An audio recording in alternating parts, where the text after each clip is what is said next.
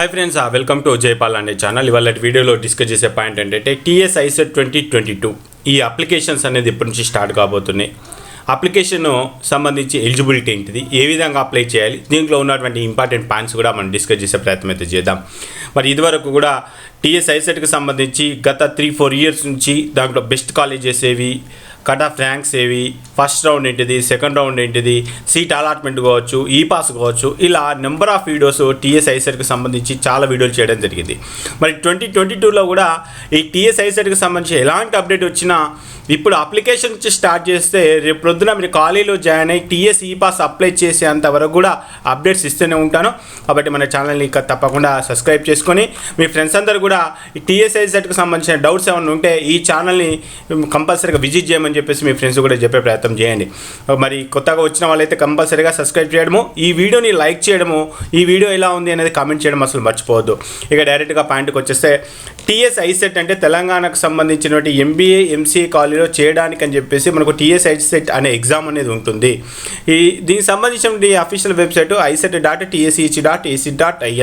ఈ అఫీషియల్ వెబ్సైట్లో మనకి ఇక్కడ ఎలిజిబిలిటీ ఉంది. ఫస్ట్ చాలామంది ఎలిజిబిలిటీ కోసం చాలామంది క్వశ్చన్ చేస్తూ ఉన్నారు.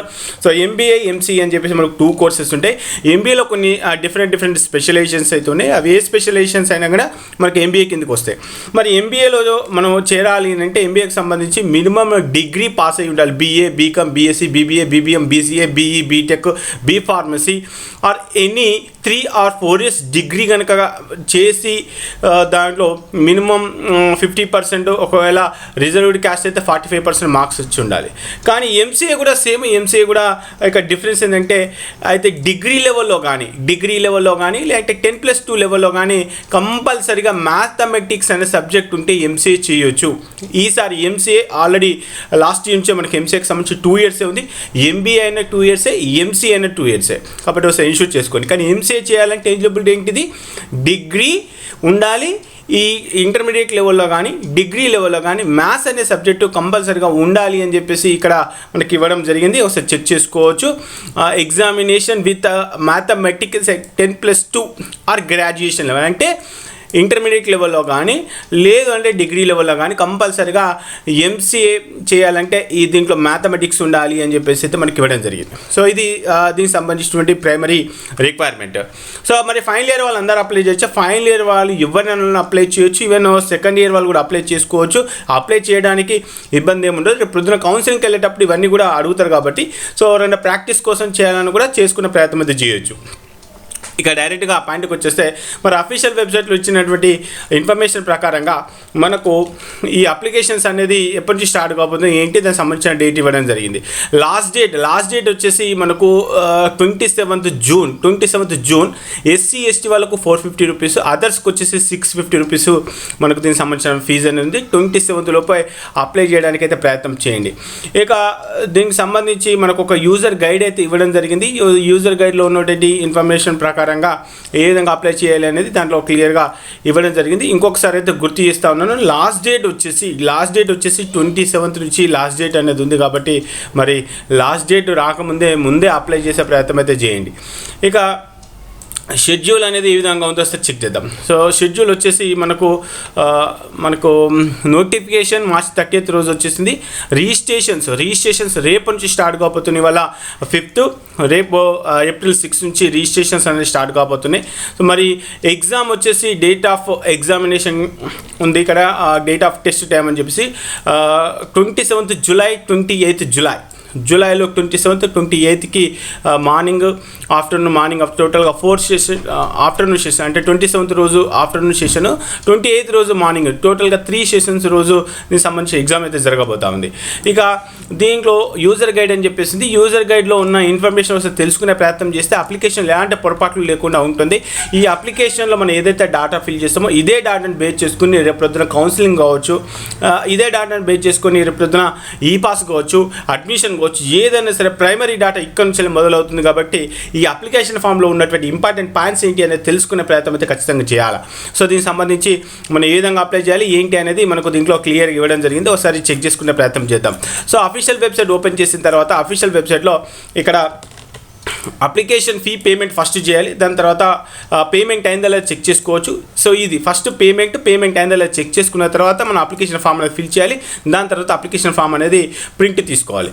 సో ఇక్కడ మనకు అప్లికేషన్ ఫాము ఇక్కడ ఏదైతే ఉందో అప్లికేషన్ ఫామ్ పేమెంట్ మీద క్లిక్ చేయగానే దీనికి కొన్ని ఇన్స్ట్రక్షన్స్ వస్తాయి. ఇన్స్ట్రక్షన్స్ అన్ని మనం ఫాలో అవ్వాలి. అప్లికేషన్ పేమెంట్ మీద క్లిక్ చేసిన తర్వాత క్యాండిడేట్ నేము ఎక్కడైనా సరే, అది ఇంటర్లో కావచ్చు, డిగ్రీలో కావచ్చు, పీజీలో కావచ్చు, ఎక్కడైనా సరే, ఏ అప్లికేషన్ అయినా సరే, అది చిన్న అప్లికేషన్ అయినా, బ్యాంక్ అప్లికేషన్ ఎక్కడ పోయినా కూడా మీ నేమ్ని యాజ్ ఫర్ ఎస్ఎస్సి ప్రకారంగా ఫిల్ చేయాలి. మళ్ళీ చెప్తున్నాను, మీ నేమ్ని యాజ్ ఫర్ ఎస్ఎస్సి, క్యాపిటల్ ఉంటే క్యాపిటల్, స్మాల్ ఉంటే స్మాల్, కామా ఉంటే కామా, ఫుల్ స్టాప్ ఉంటే ఫుల్ స్టాప్, స్పేస్ ఉంటే స్పేస్.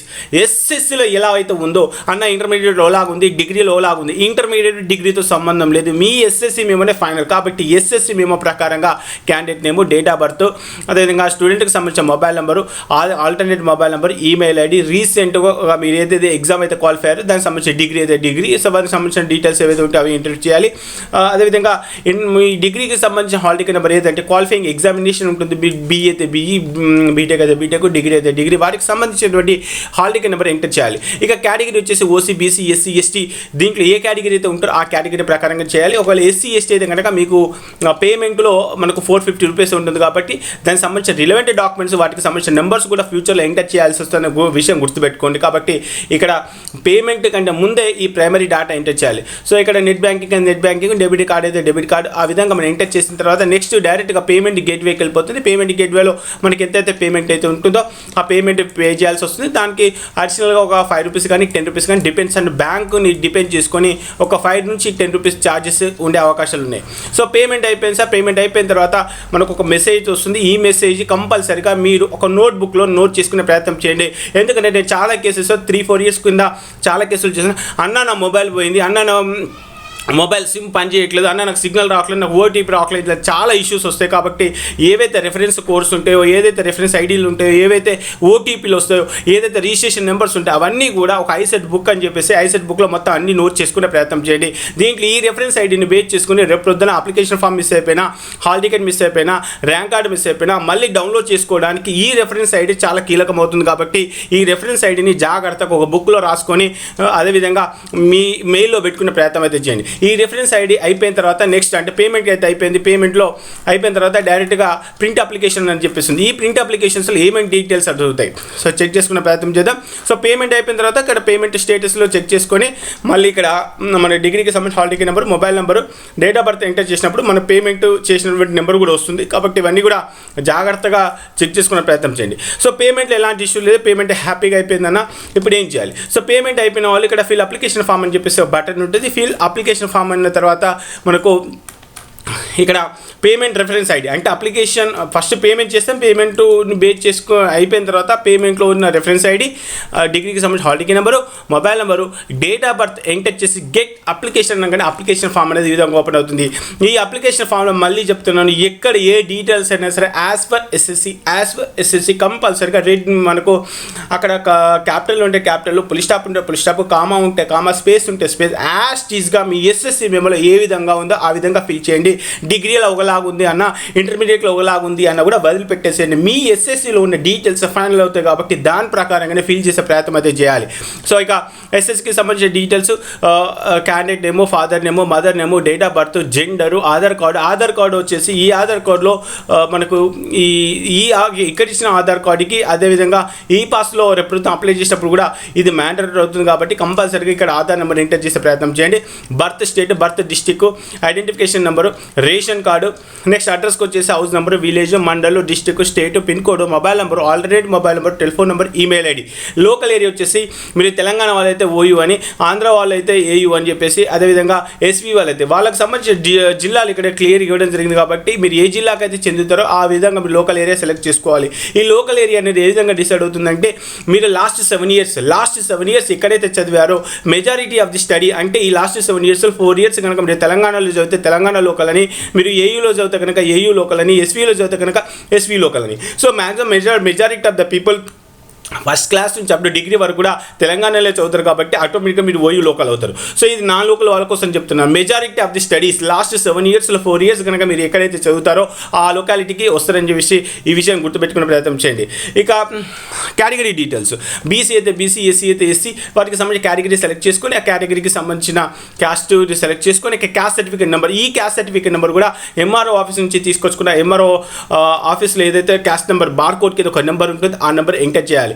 నెక్స్ట్ స్పెషల్ కేటగిరీకి సంబంధించి ఎన్సీసీ కానీ, క్యాప్ కానీ, స్పోర్ట్స్ కానీ, ఆంగ్లో ఇండియన్ సర్టిఫికేట్స్ ఉంటే వాటికి సంబంధించిన సర్టిఫికేట్స్, ఒకవేళ మీరు ఫిజికల్ హ్యాండిక్యాప్ కనుక అయితే ఫిజికల్ హ్యాండిక్యాప్కి సర్టిఫికేట్, మైనార్టీ అయితే మైనార్టీకి సంబంధించిన సర్టిఫికేట్, వాటికి స్పెషల్ రిజర్వేషన్స్ కనుక ఉంటే ఆ రిజర్వేషన్స్ ప్రకారంగా కూడా మనకు ఫ్యూచర్లో అవసరం వస్తాయి కాబట్టి మరి ఆ స్పెషల్ రిజర్వేషన్స్ అన్న సర్టిఫికేట్స్ ఉంటే ఆ సర్టిఫికేట్స్ కూడా ఇక్కడ ఎంటర్ చేయాల్సి వస్తుంది. ఒకవేళ లేనట్లయితే మ్యాండేటరీ కాదు కాబట్టి no need to tick here. And next minority ఉంటే మైనార్టీ, లేకపోతే నాన్ మైనార్టీ ఉంటే నాన్ మైనార్టీ. అదేవిధంగా యాన్యువల్ ఇన్కమ్ సర్టిఫికేట్, మీకు ఇన్కమ్ సర్టిఫికేట్ ఒకవేళ నాకు రియంబర్స్మెంట్ కావాలి అంటే కనుక ఇక్కడ 1 lakh బిలో, 2 lakhs బిలో అని చెప్పేసి డిఫరెంట్ కండిషన్స్ ఉన్నాయి. ఆల్రెడీ దీనిపైన ఫీ రియంబర్స్మెంట్ జైపాలండి, ఫీ రియంబర్స్మెంట్ జైపాలని అని చెప్పేసి యూట్యూబ్లో సెర్చ్ చేసినట్లయితే ఈ ఫీ రియంబర్స్మెంట్కి సంబంధించిన కంప్లీట్ డీటెయిల్స్ అయితే వస్తాయి. ఒకవేళ మీకు ఫీ రియంబర్స్మెంట్ అనేది క్లెయిమ్ చేసుకోవాలనుకుంటే అది ఏప్రిల్ ఫస్ట్ తర్వాత ఉన్న ఇన్కమ్ సర్టిఫికేట్ అయితే బెస్ట్ అని నా ఒపీనియన్. కాబట్టి ఏప్రిల్ 1, 2022 దానికి సంబంధించిన ఇన్కమ్ సర్టిఫికేట్ నెంబర్ ఇక్కడ ఎంటర్ చేయాలి. క్యాండిడేట్కి సంబంధించిన బ్యాంక్ అకౌంట్ డీటెయిల్స్, ఈ బ్యాంక్ అకౌంట్ డీటెయిల్స్ ఎందుకంటే రేపు పొద్దున మీకు ఇన్కమ్ సర్టిఫికేట్ బేస్ చేసుకుని ఈ పాస్ అప్లై చేసినప్పుడు ఆ ఈ పాస్లో మన బ్యాంక్ డీటెయిల్స్ అనేది అవసరం వస్తాయి కాబట్టి ఆ పాయింట్ ఆఫ్ వ్యూలో ఇక్కడ బ్యాంక్ డీటెయిల్స్ అడుగుతున్నారు. మనకి ఇక్కడ బ్యాంక్ అకౌంట్ లేదన్నా మరి నేను అప్లై చేసుకోవచ్చు. ఆ బ్యాంక్ అకౌంట్ డీటెయిల్స్ అనేది ఇక్కడ మ్యాండేటరీ కాదు, కానీ ఫ్యూచర్లో మీకే అవసరం వస్తుంది కాబట్టి మరి ఒకవేళ మీ బ్యాంక్ అకౌంట్ ఉంటే బ్యాంక్ అకౌంట్ తీసుకునే ప్రయత్నం చేయండి. ఒకవేళ బ్యాంక్ అకౌంట్ లేనట్లయితే స్టేట్ బ్యాంక్ ఆఫ్ ఇండియాలో బ్యాంక్ అకౌంట్ తీసుకునే ప్రయత్నం చేయండి. ఇక దీని తర్వాత క్వాలిఫికేషన్కి సంబంధించిన డీటెయిల్స్, మీరు బీఏ అయితే బీఏ, బీకామ్ అయితే బీకామ్, బీఎస్సీ అయితే బీఎస్సీ, బీబీఏ అయితే బీఏ, వాటికి సంబంధించిన డీటెయిల్స్ ఎంటర్ చేసుకొని ఆ యూనివర్సిటీ నేమ్ ఏంటిది, rural, urban, hall ticket number ఏంటిది, ఎప్పుడు మీరు ఏ ఇయర్లో ఎగ్జామ్ అపేర్ అవుతున్నారు, ఒకవేళ పర్సంటేజ్ ఉంటే ఆ పర్సంటేజ్ ఒక అటు ఇటుకున్న పెద్ద నష్టం లేదు, 70%, 80% ఈ విధంగా ఉందని ఫైనల్ ఇయర్లో మరి ఎగ్జామ్స్ ఇంతవరకు కాలేదు అనుకుంటే కనుక ఫస్ట్ ఇయర్ సెకండ్ ఇయర్ కలిపి మీకు ఏ పర్సంటేజ్ వచ్చిందో ఆ పర్సంటేజ్ ఎంటర్ చేయండి. సో అది రాంగ్ ఎంటర్ చేస్తే పెద్ద నష్టం ఏం లేదు. నెక్స్ట్ మేజర్ గ్రూప్స్ సబ్జెక్ట్, అంటే మనకు డిగ్రీలో మీకు మేజర్గా ఉన్నట్టు మ్యాథ్స్, ఫిజిక్స్, కెమిస్ట్రీ ఎంటర్ చేస్తారా, లేకపోతే సివిక్స్, ఎకనామిక్స్ ఎంటర్ చేస్తారా, వాటికి సంబంధించిన మేజర్ సబ్జెక్ట్ నేమ్స్ కూడా అక్కడ ఎంటర్ చేయాలి. మీరు చదివిన మీడియం వచ్చేసి ఇంగ్లీష్ మీడియం, తెలుగు మీడియం, వాటికి సంబంధించిన డీటెయిల్స్ కూడా ఇక్కడ ఎంటర్ చేయాల్సినటువంటి పరిస్థితి ఉంది. నెక్స్ట్ ఇంటర్మీడియట్కి సంబంధించి 10+2కి సంబంధించిన డీటెయిల్స్. ఇక్కడ ఈ డీటెయిల్స్ ఎందుకు అడుగుతుందంటే మీరు డిగ్రీ లెవెల్లో కానీ లేదంటే 10+2 లెవెల్లో కానీ మీరు మ్యాథమెటిక్స్ ఖచ్చితంగా చదివి ఉండాలి. కాబట్టి ఆ పాయింట్ ఆఫ్ వ్యూలో ఇక్కడ ఇంటర్మీడియట్కి సంబంధించిన హాల్ టికెట్ నెంబరు, ఎప్పుడు పాస్ అయ్యారు, వాటికి సంబంధించిన డీటెయిల్స్, అదేవిధంగా ఇంటర్మీడియట్కి సంబంధించిన board. Next do you have the subject at degree or inter అని చెప్పేస్తుంది. ఒకవేళ మీకు డిగ్రీలో కానీ ఇంటర్లో కానీ మ్యాథమెటిక్స్ అనే సబ్జెక్ట్స్, ఈ మ్యాథమెటిక్స్ అనే సబ్జెక్ట్లో రేపు పొద్దున్న మెమోలో కూడా మీకు రిఫ్లెక్ట్ కావాలి కాబట్టి సో మరి మీకు డిగ్రీ లెవెల్లో కానీ ఇంటర్మీడియట్లో కానీ మ్యాథ్స్ కనుక ఉంటే ఎస్ అని చెప్పేసి క్లిక్ చేయండి. ఎవరికైతే ఇక్కడ మ్యాథమెటిక్స్ 10+2 లెవెల్ కానీ డిగ్రీలో ఉంటేనే వాళ్ళకి ఎంసీ ఎలిజిబిలిటీ అవుతుంది. కాబట్టి ఇక్కడ ఎంటర్ చేసిన డీటెయిల్స్ బేస్ చేసుకుని అక్కడ రిఫ్లెక్ట్ అవుతుంది కాబట్టి ఒకసారి ఇన్షూర్ చేసుకునే ప్రయత్నం చేయండి. నెక్స్ట్ ఎస్ఎస్సికి సంబంధించిన details, SSC hall ticket number, SSC ఎప్పుడు పాస్ అయ్యామో వాటికి సంబంధించిన డీటెయిల్స్, ఎస్ఎస్సి బోర్డు.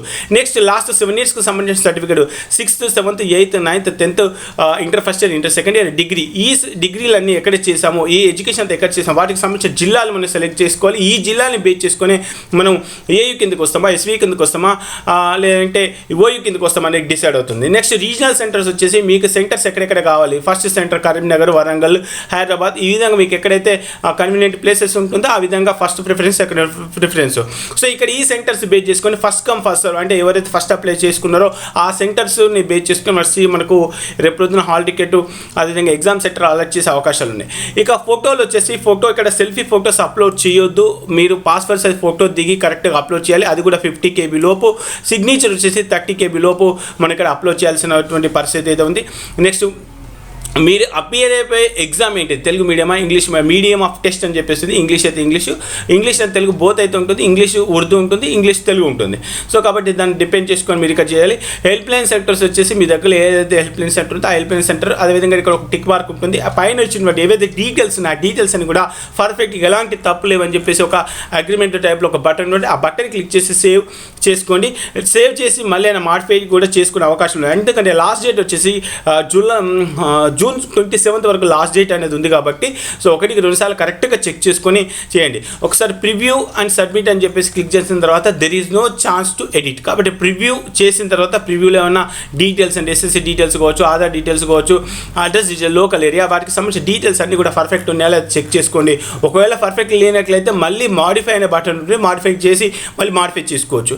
లేదన్న పైన ఎంటర్ చేసిన డీటెయిల్స్ కావచ్చు, ఫోటో కావచ్చు, సిగ్నేచర్, ఇవన్నీ కూడా పర్ఫెక్ట్గా ఉన్నాయి, ఎలాంటి మిస్టేక్స్ లేదు అనుకుంటే కనుక అప్పుడు ఇక్కడ కన్ఫర్మ్ ఫ్రీజ్ అని చెప్పేసి అంటే కనుక అప్పుడు మనకు ఒక నెంబర్ అయితే వస్తుంది. ఈ నెంబర్ మనకు మళ్ళీ మొబైల్కి మెసేజ్ వస్తుంది. ఇది రిజిస్ట్రేషన్ నెంబర్ అంటాం. ఈ రిజిస్ట్రేషన్ నెంబర్ ఇందాక మీకు చెప్పినట్టుగా ఐసెట్కి సంబంధించిన ఏవైతే రికార్డ్ మనం మెయింటైన్ చేస్తున్నామో ఆ బుక్లో నోట్ చేసుకుని ప్రయత్నం చేయండి. ఎందుకంటే ఈ మొబైల్ నెంబరు ఆ రోజు పని చేయొచ్చు, పని చేయకపోవచ్చు, లేదా ఫ్యూచర్లో మొబైల్ పోవచ్చు. సో ఇలాంటి చాలా ఇష్యూస్ ఆల్రెడీ గతంలో నేను చూసాను, చాలామంది స్టూడెంట్స్ నన్ను అడిగారు కాబట్టి మరీ చెప్తున్నాను.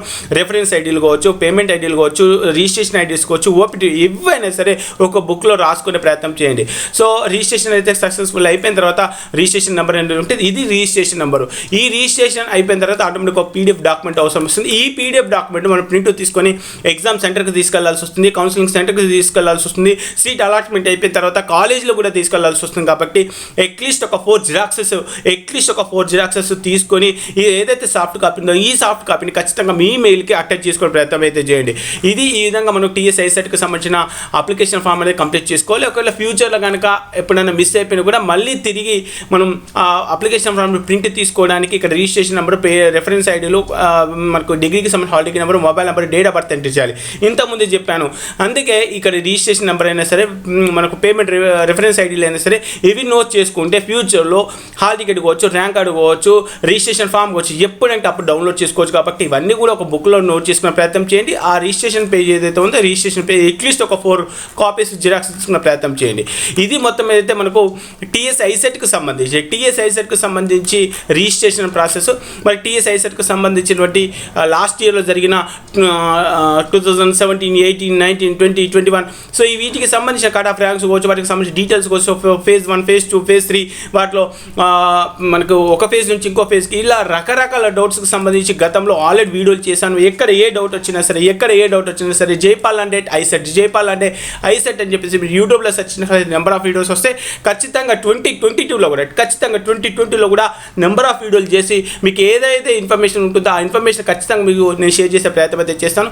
మరి ఇంత కష్టపడి ఇంత మంచి వీడియోతో మీ ముందు దాకా నేను వచ్చాను కాబట్టి మరి నేను ఎక్స్పెక్ట్ చేసి కేవలం మీరు లైక్ చేసి మీ ఫ్రెండ్స్కి వీడియోని షేర్ చేసే ప్రయత్నం చేయండి. ఫ్యూచర్లో ఖచ్చితంగా మీకు సపోర్ట్గా మీకు ఇక్కడ ఏ డౌట్ వచ్చినా కూడా నేను వీడియోలు చేసే ప్రయత్నం చేస్తాను. మరి నేను మీ నుంచి ఎక్స్పెక్ట్ చేసి ఒక లైక్, ఒక సబ్స్క్రైబ్ మీ ఫ్రెండ్స్కి షేర్ చేయడం. కాబట్టి ఖచ్చితంగా లైక్, షేర్, సబ్స్క్రైబ్ చేయడం అయితే మర్చిపోకండి. ఓకే ఫ్రెండ్స్, జై హింద్.